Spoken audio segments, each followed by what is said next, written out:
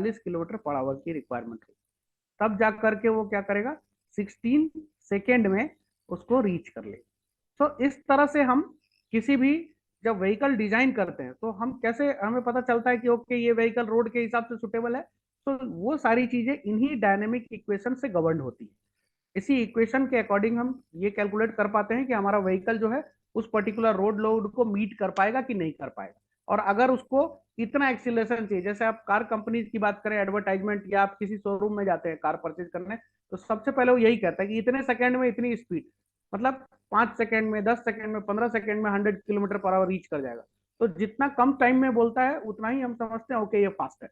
तो उसी तरह से आपको अगर एक्सिलरेशन की जरूरत है, फास्ट एक्सिलेशन की जरूरत है ना, तो वो कितने सेकेंड में पूरा कर रहा है, इसी के बेसिस पे हम मोटर को डिजाइन करते हैं, या मोटर या बैटरी की साइजिंग या इलेक्ट्रिक व्हीकल की जो डिजाइन है इस पर निर्भर करती है कि हमें कितना एक्सिलेशन जाना है। तो the power requirement decreases as the constant power ratio increases. Okay, तो आप देख पा रहे हैं यहाँ पे, अगर हम एक्सिलेशन और मोटर के पावर की बात करें, ओके, सो मोटर का पावर जो है वो क्या हो रहा है, इंक्रीज हो रहा है ना। एक्सीलरेशन टाइम अगर आपको डिक्रीज करना है तो मोटर का पावर इंक्रीज होगा। ओके, सो जितना ज्यादा एक्सीलरेटिंग आप चाहते हैं उतना हैवी मोटर आपको चाहिए। मतलब आपको कम समय में अगर आप एक्सीलरेशन चाहते हैं तो मोटर का पावर क्या होना चाहिए, ज्यादा होना चाहिए। Okay, and this is the these are the some of the ratios that are indicating the constant torque region, constant power region. Okay, तो आईसी इंजन की अगर हम टॉर्क स्पीड कैरेक्टरिस्टिक की बात करें तो उसको हम इस तरह से मैप कर पा रहे हैं। ये इंजन का टॉर्क है, ये राइट साइड में जो एक्सिस है वो इंजन का पावर है, and this engine torque and engine power is plotted with the engine speed. तो इंजन की स्पीड, टॉर्क और पावर इंजन की स्पीड के टर्म से प्लॉट किया है। तो ये जो ब्लैक कलर का जो कर्व दिख रहा है this is the power. Okay, and the green colour का जो कर्व है वो टॉर्क है। ओके, सो दोनों ही कंडीशंस में हम देख पा रहे हैं कि अगर स्पीड स्पीड किस में है, रिवॉल्यूशंस पर मिनट में। ओके, सो आरपीएम, आरपीएम में जो स्पीड है इंजन की स्पीड, नॉट व्हील्स की स्पीड, इंजन की जो स्पीड है, इंजन की स्पीड जैसे जैसे बढ़ रही है ओके वैसे वैसे आप देखें जो टॉर्क है वो बढ़ रहा है। एक टाइम पर क्या होता है, टॉर्क जो है वो आ जाके कांस्टेंट हो जाता है, एंड देन उसके बाद अगर इंजन की स्पीड बढ़ेगी तो भी क्या होगा, टॉर्क डिक्रीज होगा। ठीक है, सो आईसी इंजन का जो मोटो होता है डिजाइन करने का, वो क्या होता है, it is design to provide the average load power during the drive cycle. Okay, so example के तौर पे अगर हम बात करें तो अगर हमें 160 किलोमीटर पर आवर की स्पीड को मीट करना है, अगर उसको रीच करना है, तो आईसी इंजन को कहाँ रेटेड करना पड़ेगा, 45 किलोवाट तक रेट करना पड़ेगा। ठीक, तो दिस इज अनदर एग्जांपल। तो व्हीकल को 62 किलोवाट चाहिए, एक एक ग्रेड पे क्लाइम करना है उसको, 5 डिग्री का ग्रेड है उसको क्लाइम करना है, और उसको 62 किलोवाट की पावर चाहिए। अगर उसको 100 किलोमीटर की स्पीड मैच करनी है उस ग्रेड पे, और अगर उसको 25 डिग्री के ग्रेड पे मैच करना है और इवन 60 किलोमीटर की भी स्पीड चाहिए तो भी उसको 140 किलोवाट का पावर चाहिए। सो इट डिपेंड्स आपका रोड का कंडीशन कैसा है, डायनेमिक्स कैसा है, उसके ऊपर आपका पावर, और आईसी इंजन का पावर हो चाहे बैटरी का पावर हो, एनी हाउ एनर्जी को तो मीट करना है।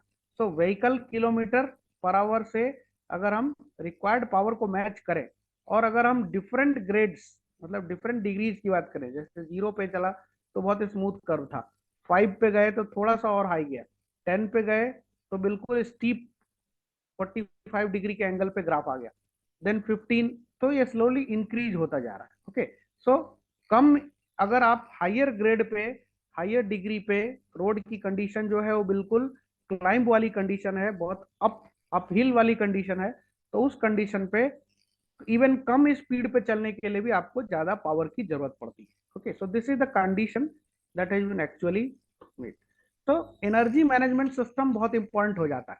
ओके, सो इलेक्ट्रिकल लोड्स का एनर्जी मैनेजमेंट सिस्टम जो मेन फंक्शन है उसका वो क्या हो जाता है, हमें एनर्जी फ्लो को बेटर एफिशिएंसी के साथ ऑप्टिमाइज करना है, हमें प्रेडिक्ट करना है कि अवेलेबल एनर्जी कितनी है और ड्राइविंग रेंज कितना है, हमें चार्जिंग के लिए बैटरी मतलब सुटेबल बैटरी को प्रपोज करना है, then regenerative braking mechanism install करना ताकि बैटरी चार्ज हो सके, जैसे हम ढलान वगैरह की स्थिति में रहते हैं, अगर व्हीकल जो है वो बिल्कुल स्लोप पे जा रहा है तो उस टाइम पर क्या होना चाहिए, रीजनरेटिव ब्रेकिंग की मदद से बैटरीज ऑटोमेटिकली चार्ज होना चाहिए। ओके, सो ये कुछ चीजें हैं जो कि एनर्जी मैनेजमेंट सिस्टम का पार्ट है। जब भी बैटरी मैनेजमेंट सिस्टम या एनर्जी मैनेजमेंट सिस्टम की बात करते हैं हम इलेक्ट्रिक व्हीकल में, तो ये सारे पॉइंट्स काफी डोमिनेट हो जाते हैं। So these are the various comparison of HEV control strategy. Okay, hybrid electric vehicle में जो कंट्रोल स्ट्रेटजी होती है उसको अगर हम कंपेयर करें, ओके, सो हम किस किस टर्म्स में कंपेयर कर सकते हैं उसको, उसका जो डिस्क्रिप्शन है, उसका एडवांटेज और डिसएडवांटेज। ओके, तो ये मैं समझता हूँ इसको बहुत ज्यादा डिटेल करने की जरूरत नहीं है। Directly coming to the battery. So battery is one more important thing जिसको हमें जानने की जरूरत है, बिकॉज पूरा जो एनर्जी का सोर्स है इलेक्ट्रिक व्हीकल में वो बैटरी के ऊपर होता है। सो बैटरी का क्या साइजिंग होती है, उसका क्या यूनिट होता है, क्या एफिशिएंसी होती है, ये समझना हमें बहुत जरूरी है। बैटरी में क्या चीज ऐसी होती है जिसकी वजह से हम कहें कि ये अच्छी बैटरी है और ये खराब बैटरी। सो बैटरी की जो कैपेसिटी है, बेसिकली बैटरी की कैपेसिटी क्या होती है कि वो कितना अमाउंट ऑफ चार्ज स्टोर कर सकता है या सप्लाई कर सकता है। ओके, सो अगर स्पेसिफिक एनर्जी की बात करें तो specific energy is what, it is a measure of electrical energy that is stored for every kilogram of battery mass. जितना ज्यादा किलोग्राम बैटरी का है उसके अकॉर्डिंग जितनी एनर्जी वो स्टोर कर रहा है, यानी एनर्जी किस टर्म्स में स्टोर करता है वो, वाट आवर के, यानी हम अपने घर में अगर एनर्जी कंज्यूम करते हैं तो उसका यूनिट क्या होता है, kilowatt hour. Okay, so 1 kilowatt hour is called 1 unit of electricity. उसी तरह से बैटरी का जो है, आप कभी भी बैटरी परचेज करने जाएं तो आप एच रेटिंग में बैटरी लेकर आते हैं, एम्पियर आवर। ओके, सो एम्पियर आवर बेसिकली क्या है, एम्पियर आवर उसकी करंट से रिलेटेड हो गया, और वहीं अगर उसको पावर पे मैप करेंगे तो वो क्या हो जाएगा, वाट आवर हो जाएगा। वाट मतलब watt means power consume, watt is the unit of power. So watt hour पर केजी, एक केजी में कितना वाट आवर स्टोर कर पा रहा है वो वो एक मेजर होता है उस पर्टिकुलर बैटरी का। सो एनर्जी डेंसिटी, जो मैं बार बार एनर्जी डेंसिटी की बात करता रहा हूँ ड्यूरिंग माय सेशन, तो एनर्जी डेंसिटी क्या है, energy density is the amount of electrical energy stored per cubic metre of the battery volume. Okay, यहाँ पर मास के टर्म्स में हम रिप्रेजेंट करते हैं स्पेसिफिक एनर्जी को, और एनर्जी डेंसिटी को वॉल्यूम के टर्म्स में इंडिकेट करते हैं।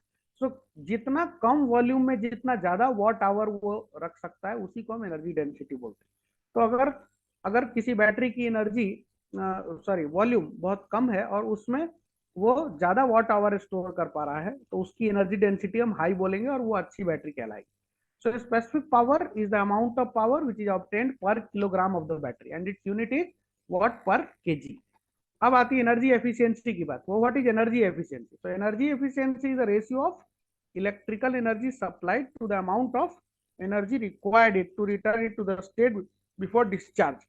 अब एक एक एक बैटरी की बात करें तो उसको हम पहले चार्ज करते हैं और उसके बाद उसको डिस्चार्ज करते हैं। ओके, सो चार्जिंग के दौरान कितनी हमने एनर्जी उसको दी, ओके, और डिस्चार्ज के दौरान उसने हमें कितनी एनर्जी दी, इसी का इफिशियंसी से सीधा सीधा संबंध होता है। सो एनर्जी इफिशियंसी क्या है of the battery with respect to battery, it is the ratio of electrical energy supplied to the amount of energy required it to return to the state before discharge। तो energy efficiency जो होती है battery की वो लगभग 55 से 75% के बीच में होती है। नाउ एसओसी बहुत इंपॉर्टेंट फैक्टर होता है बैटरी के टर्म्स में, state of charge. So state